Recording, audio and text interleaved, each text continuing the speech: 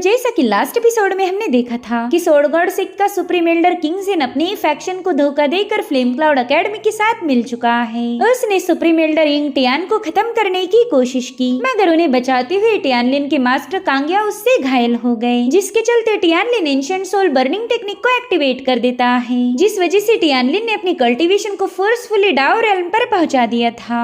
और ये टेक्निक टियानलिन की जान भी ले सकती है, मगर अपने फैक्शन को बचाना ही उसके लिए इम्पोर्टेंट था।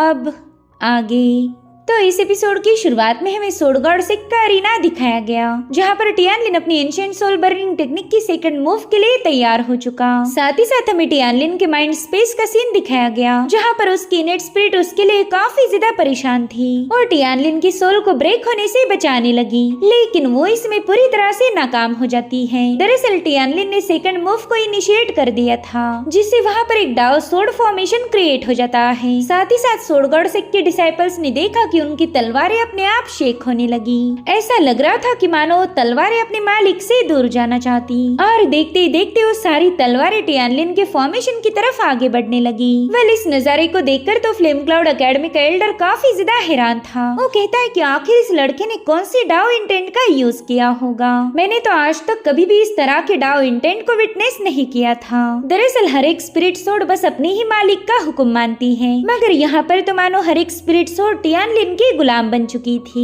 और तलवारें अपने आप जाकर टियानलिन के फॉर्मेशन में सेटअप हो गई। उन्हें तो बस इंतजार है टियानलिन के हुक्म का। और यहाँ पर टियानलिन ने Dao intent return to origin move का यूज करते हुए अपनी तलवारों को रिलीज कर दिया। उन पावरफुल सोर्ड्स को अपनी तरफ आता हुआ देखकर फ्लेम क्लाउड एकेडमी के एल्डर्स तो काफी ज्यादा पैनिक हो गए। उन्होंने सीधे यहाँ से भागना शुरू कर दिया था, मगर वो स्पिरिट सोर्ड्स इतनी आसानी से उनका पीछा नहीं छोड़ने वाली। उन्होंने तो बड़ी तेजी के साथ जाकर डाओ इंटेंट का यूज करते हुए एल्डर्स पर अटैक करना शुरू कर दिए। वेल, ये हमले इतने ज्यादा भयानक थे कि फ्लेम क्लाउड एकेडमी के एल्डर का एक हाथ ही कट गया। इधर टियानलिन ने ठान लिया था कि वो इन सभी एल्डर्स को मिट्टी में मिला देगा, इसलिए उसने खुद की परवाह किए बिना ही अपनी तीसरी मूव को एक्टिवेट कर लिया, जिससे तो टियानलिन की सोर्ड से रिलीज होने वाली एनर्जी ने वहाँ पर डाओ इंटेंट का एक बहुत बड़ा टोर्नेडो क्रिएट कर दिया। पूरा की पूरा आसमान ब्लैक एंड रेड में बदल चुका था और अब उसी टोर्नेडो से एक जायंट सोर्ड बाहर आ जाती है, जो कि थंडर से सनी हुई थी।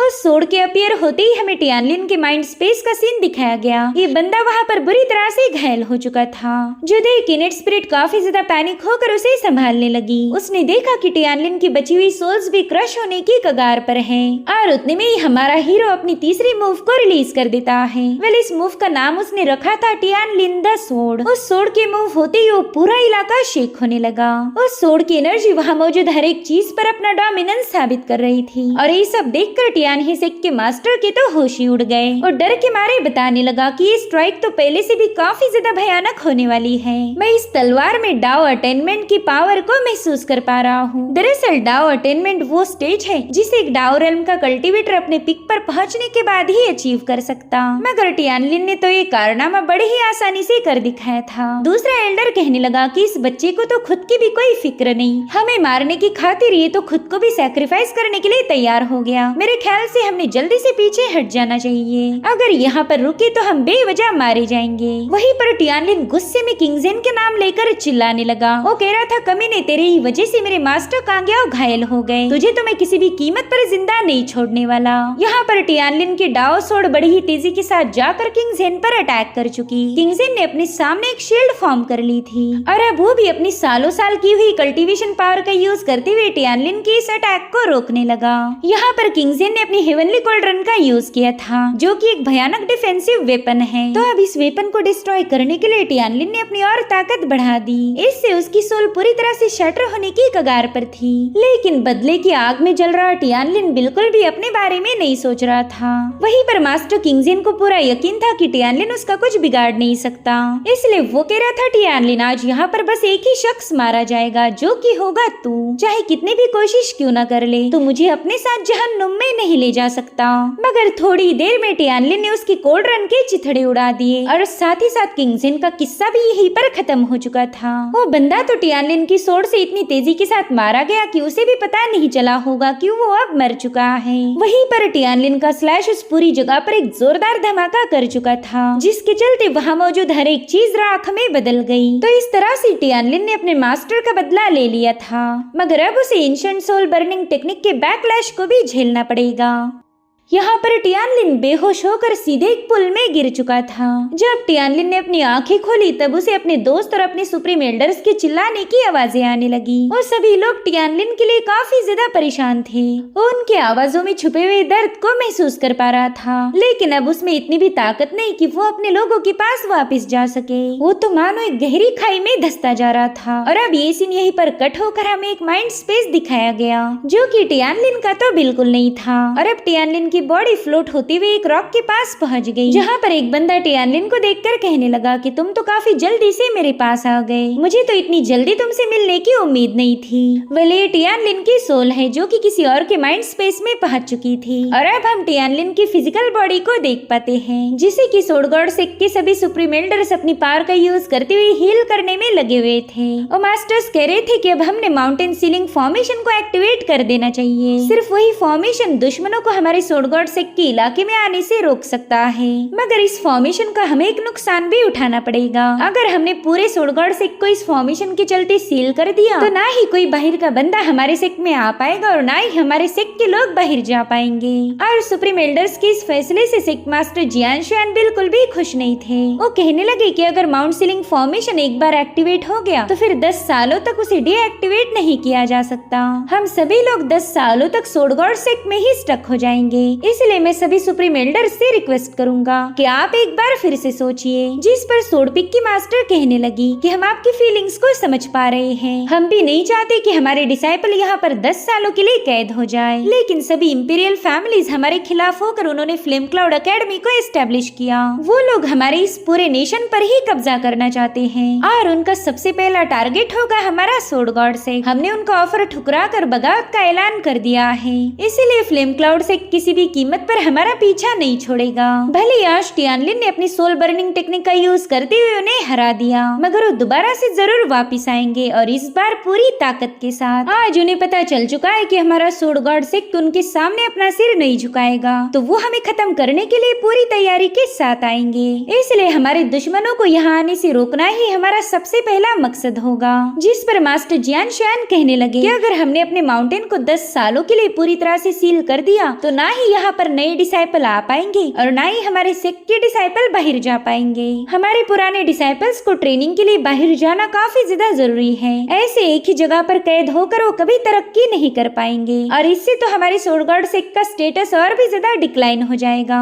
जिस पर सुप्रीम एल्डर यिंग टियान उन्हें बताने लगे कि हम सिर्फ माउंटेन को खुद को बचाने के लिए सील नहीं कर रहे, बल्कि हमें टियानलिन के लिए इंतजार करना होगा। मुझे पूरी उम्मीद है कि इन 10 सालों में टियानलिन खुद को रिकवर कर लेगा और अगर ऐसी घायल हालत में टियानलिन को प्रोटेक्ट नहीं किया गया तो फिर सबसे पहला हमारे दुश्मनों से ही टारगेट करेंगे। जिसके बाद हमें नेदरवर्ल्ड का सीन दिखाया गया, जहाँ पर टियानलिन की सोल उसी की पास लाइफ की फॉर्म के पास मौजूद थी। वो बंदा कह रहा था कि हर एक कल्टीवेटर की बॉडी में 3 सोल और 7 स्पिरिट्स पाए जाते हैं, मगर तुमने जिस एंशिएंट टेक्निक का यूज किया था उसने तुम्हारी 7 स्पिरिट्स को जला दिया और अब तुम्हारे पास बस 3 ही सोल बाकी है। तुम एक ऐसी सिचुएशन में फंस चुके हो जिसमें से बाहर निकलना हद से ज्यादा मुश्किल होगा, मगर कोई नहीं, मेरा काम है तुम्हारी मदद करना, तो मैं अपनी तरफ से पूरी कोशिश करूंगा। और इतना कहते साथ ही उस बंदे ने अपनी एक उल्फ स्पिरिट को समन कर लिया, जो कि बाहर आकर सीधे टियानलिन की बॉडी में एंटर कर चुका था।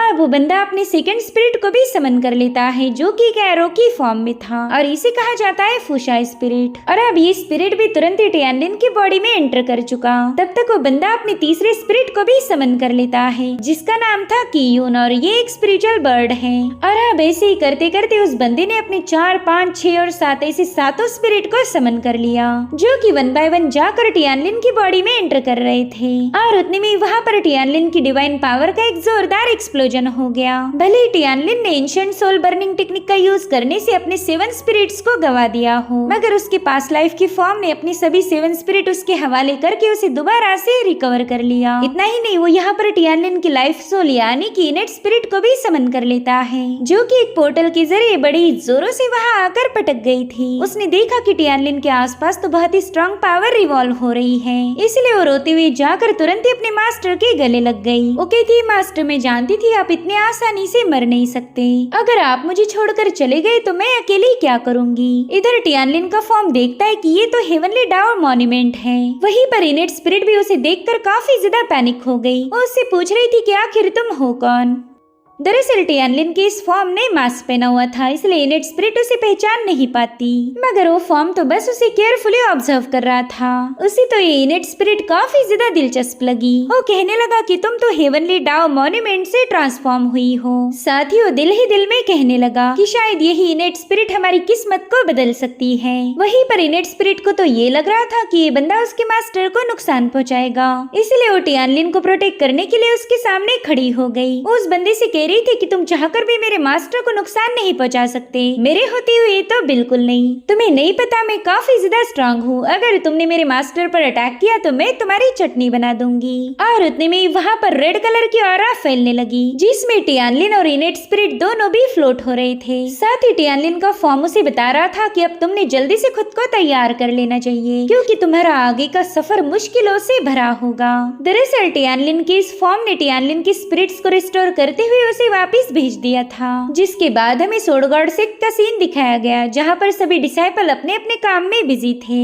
और उतने में उन्हें अपने सुप्रीम एल्डर यिंग टियान की अनाउंसमेंट सुनाई देने लगी। वो कह रहे थे कि सोड गॉड सेक्ट के मेरे सभी डिसाइपल्स मेरी बात गौर से सुनो, कल से ही हमारी सोड गॉड सेक्ट पर माउंटेन सीलिंग फॉर्मेशन को एक्टिवेट किया जाएगा। इसका सीधा मतलब ये है कि 10 सालों तक हमारे सोड गॉड सेक्ट के दरवाजे बंद रहेंगे। ना ही 10 सालों के लिए कोई यहाँ से बाहर जा पाएगा और ना ही कोई बाहर का बंदा अंदर आ पाएगा। मार्शल वर्ल्ड से हमारे सेक्ट का कोई ताल्लुक नहीं रहने वाला। अब तुम में से ऐसे कई सारे लोग होंगे जो यहाँ पर 10 सालों के लिए स्टक नहीं होना चाहते, तो उनके पास बस आज का ही एक दिन बचा है, उन्होंने जल्दी से यहाँ से रवाना होना चाहिए। हम सभी सुप्रीम एल्डर्स चाहते हैं कि तुम इस ऑर्डर को स्ट्रिक्टली फॉलो करो। तुम सभी डिसाइपल्स को जल्दी से फैसला लेना होगा। अब इस अनाउंसमेंट को सुनकर तो सभी डिसाइपल्स काफी ज्यादा शॉक हो गए। उन्होंने कभी सपने में भी नहीं सोचा था कि उन्हें सोड गॉड सेक्ट में ऐसा भी दिन देखने को मिलेगा। उतने में ही स्टारफायर और जुआन बताते हैं कि हम तो यहीं पर रुकने वाले हैं, हम ऐसे मुश्किल वक्त में हमारे फैक्शन का साथ नहीं छोड़ेंगे।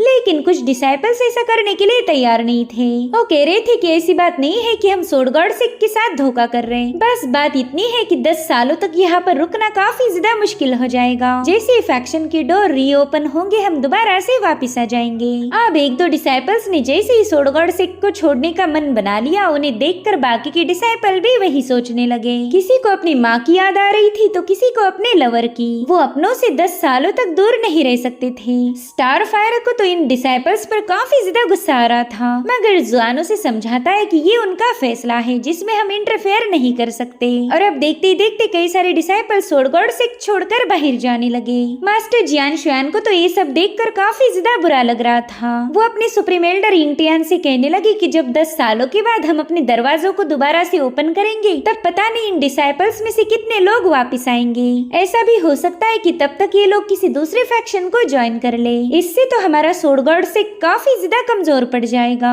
जिस पर मास्टर यिंग टियान उन्हें समझाने लगे कि तुम इन डिसाइपल्स की फिक्र छोड़ दो, अगर वो अपने फैक्शन के साथ वफादार है तो जरूर से वापिस आएंगे। खैर मुझे ये बताओ कि टियानलिन का क्या हाल है। जिस पर मास्टर जियान शुआन जवाब देते हैं कि मैंने सारी अरेंजमेंट करवा दी है, जैसे आपने बताया था सारी प्लानिंग हो चुकी। तो मास्टर यिंग टियान कहते हैं ठीक है, फिर तो अब हमारी सारी जिम्मेदारी टियानलिन के ही कंधों पर होगी, वही हमारे सोड गॉड सेक्ट का फ्यूचर डिसाइड करेगा। और अब हम देख पाते हैं युनशी को, जो कि टियानलिन को अपनी पीठ पर कैरी करते हुए काफी तेजी से भाग रही थी। साथ ही साथ हमें बैकग्राउंड में सुप्रीम एल्डर की आवाज आती है, जो कि युनशी को बता रही थी कि अब टियानलिन को प्रोटेक्ट करने की जिम्मेदारी तुम्हारी है, तुम्हें उसे जितनी जल्दी हो सके इस नेशन से बाहर ले जाना होगा। टियानलिन सोड गॉड सेक्ट में रुक नहीं सकता, ये उसके लिए काफी ज्यादा खतरनाक होगा। तो तुम्हारी इस सफर में बिल्कुल भी गलती नहीं होनी चाहिए। कियान डोमेन कंपटीशन हर 10 सालों में एक बार ऑर्गेनाइज किया जाता, तो हमारा सोर्ड सक्सेसर टियानलिन इस कॉन्टेस्ट को बिल्कुल भी मिस नहीं कर सकता। टियानलिन काफी ज्यादा टैलेंटेड है, अगर उसने इस कियान डोमेन कॉन्टेस्ट में हिस्सा लिया तो काफी अच्छी मेरिट हासिल करेगा।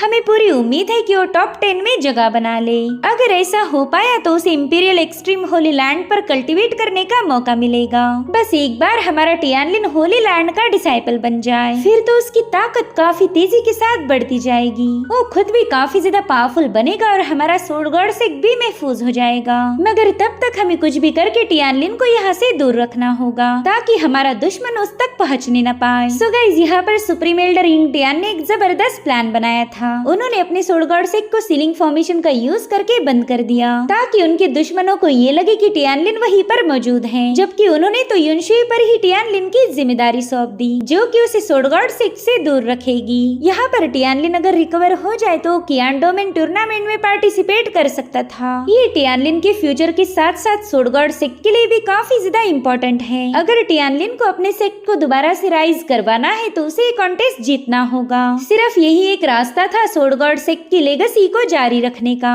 तो युनशुई ने भी अपने सुप्रीम एल्डर्स के ऑर्डर को पूरी खुशी के साथ एक्सेप्ट किया। वो टियानलिन से कह रही थी कि मेरे होते हुए तुम्हें कोई नुकसान नहीं पहुंचा सकता, तुम्हें बचाने की खातिर मैं खुद को भी मिटा सकती हूँ। और इसी से हमें पता चलता है कि युनशुई टियानलिन से कितनी ज्यादा मोहब्बत करती। उसे खुद पर पूरा भरोसा था कि वो टियानलिन को प्रोटेक्ट कर पाएगी, इसीलिए तो युनशुई ने इतनी बड़ी जिम्मेदारी उठाई। उसकी एक गलती भी टियानलिन और सोर्ड गॉड सेक्ट का फ्यूचर खत्म करवा सकती थी, मगर युनशुई ऐसा कभी भी नहीं होने देगी। अब वो टियानलिन को लेकर एक केव में आराम करती है, मगर अगले ही दिन उसे वहाँ पर किसी के आने की आहट सुनाई दी। अब यहाँ आने वाला पर्सन कोई दुश्मन है या दोस्त, ये हमें अगले एपिसोड में पता चलेगा। Thank you so much for watching. Bye bye, take care.